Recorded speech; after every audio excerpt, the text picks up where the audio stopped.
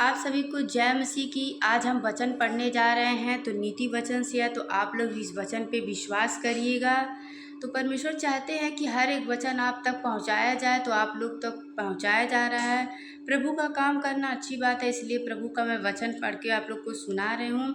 तो परमेश्वर का वचन क्या कहता है आप लोग ध्यान से सुनिएगा। अगर विश्वास हो प्रभु के वचन पे तो कमेंट में आमीन लिखिएगा। प्रभु आप सभी को आशीष दे। ये नीति वचन पहला का 8 में लिखा गया है।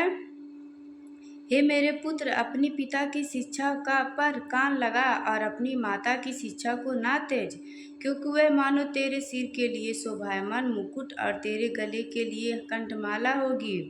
हालेलुया। तो ये वचन थी। अब मैं दूसरा वचन पढ़ रही हूँ, नीति वचन 7 का। यहोवा का भय मानना बुद्धि का मूल है, बुद्धिमान और शिक्षा को तुझ नहीं जानता है। आमीन। तो मैं आगे एक और वचन पढ़ रही हूँ, तो आप लोग ध्यान से इस वचन के सुनिएगा। ये वचन है नीति वचन पहला का 22 में। हे भोले लोग, तुम कब तक भोलेपन से प्रीति रखोगे? हे ठट्ठा करने वाले, तुम कब तक ठट्ठा करने से प्रसन्न रहोगे? हे मूर्खों, तुम कब तक ज्ञान से बैर रखोगे? तुम मेरी डांट सुनकर मन फिराओ। सुनो, मैं अपनी आत्मा तुम्हारे लिए उड़ेल दूंगी, मैं तुमको अपने वचन बताऊंगा। आमीन।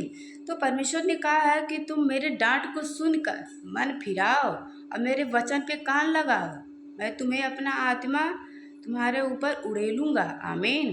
तो आप परमेश्वर के वचन को ध्यान से सुने हो। परमेश्वर इस वचन के द्वारा आपको आशीष दे और बुद्धि दे, समझ दे। हालेलुया। तो मैं आगे वचन में पढ़ती हूँ। नीति वचन 3 के 6 में लिखा गया है। तो ये वचन है नीति वचन 3 के 5 में। तू अपनी समझ का सहारा ना लेना, वरन संपूर्ण मन से यहोवा पर भरोसा रखना, उसी को स्मरण करके सब काम करना, तब वह तेरे लिए सीधा मार्ग निकालेगा। अपनी दृष्टि में बुद्धिमान ना होना, यहोवा का भय मानना और बुराई से अलग रहना। ऐसा करने से तेरी शरीर भला चंगा और तेरी हड्डियां पुष्ट रहेगी। आमीन। तो अगर आप इस वचन पे विश्वास करते हो तो कमेंट में आमीन लिखिए। परमेश्वर इस वचन के द्वारा आप सभी को आशीष दे, क्योंकि प्रभु को स्मरण करके हर काम करना, आपके काम में प्रभु आशीष देगा। हालेलुया। आमीन।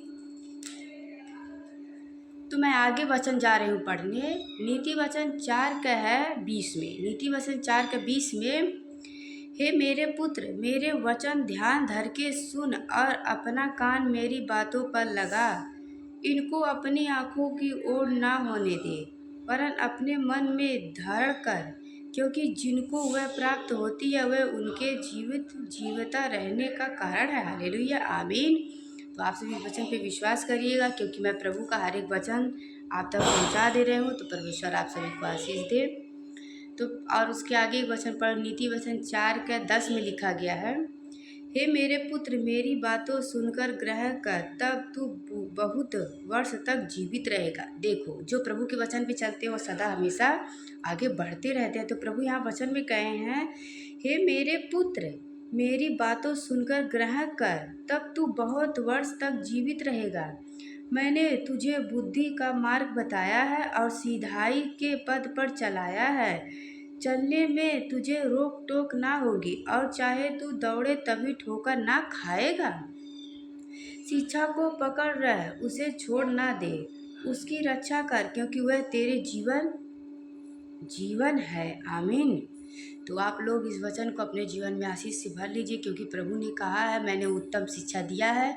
तो प्रभु ने आपके भले के लिए आपसे कहा है कि उनकी शिक्षा पे चलिए, आपको बहुतायत से जीवन मिलेगा। तो आप लोग प्रभु के वचन पे चलिए। तो यहाँ प्रभु ने आगे बेविचार के बारे में बताया है, तो वो मैं आपको अगली वीडियो में बता दूंगी। परंतु पर एक वचन थोड़ा सा मैं बता दे रही हूँ आप लोग को।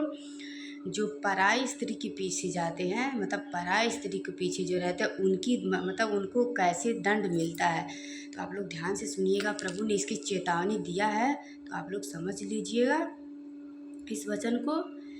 नीति वचन का 6 का 19 में का, जो पराई स्त्री के पास जाता है उसकी दशा ऐसी है, वरन जो कोई उसको छुएगा वह दंड से ना बचेगा। तो बिल्कुल सही है। पराय स्त्रियों से दूर रहिए, परमेश्वर पे विश्वास करिए, प्रभु की महिमा करिए, परमेश्वर ढेर सारा आशीष दे। बेविचार से बचे रहिए। बेविचार एक ऐसा पाप है जो हम देह से करते हैं, हमें कोई माफ़ी नहीं मिलेगी, इसलिए बचे रहिए। क्योंकि प्रभु ने यहाँ देखो आप लोग को कितनी प्यार से कहते हैं, हे मेरे पुत्र, मेरी आज्ञा को मान और अपनी माता की शिक्षा को ना त्यज। इनको अपने हृदय में सदा गढ़ बांध रख और अपने गले का हार बना ले। वह तेरे चलने में तेरी अगुवाई और सोते समय तेरी रक्षा और जागते समय तुझ से बातें करेगी। आज्ञा तो दीपक है और शिक्षा ज्योति, और सिखाने वाले की डांट जीवन का मार्ग है। आमीन। तो मेरे भाई बहन, मैं उम्मीद करती हूँ कि आपने प्रभु के वचन को सीखा है, जाना है और विश्वास किया। परमेश्वर आप सभी को आशीष दे। God bless you.